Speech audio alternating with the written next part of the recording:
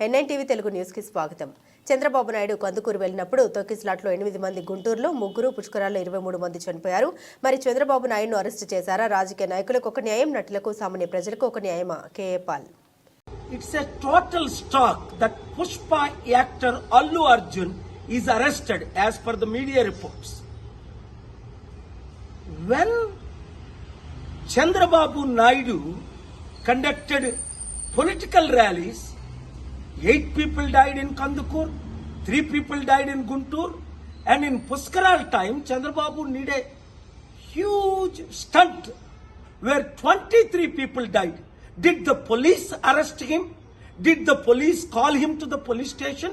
Did the police question him? Wow! For powerful political leaders, one standard. For ordinary people and actors, other standard. చూడండి, Pushpa actor Allu Arjun ఇప్పుడు పోలీసులు arrest చేశారట. కారణం ఏంటి? ఆయన ఏదో సినిమాకి వెళ్ళినప్పుడు బీడులో తల్లి కొడుకు చనిపోయారట. మరి చంద్రబాబు నాయుడు ర్యాలీస్ పెట్టినప్పుడు కందుకూరులో 8 మంది చనిపోయారు. చంద్రబాబుని అరెస్ట్ చేశారా? పిలిచారా పోలీస్ స్టేషన్కి? గుంటూరులో 3 చనిపోయారు.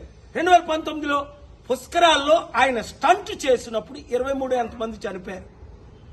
Article 14 violation.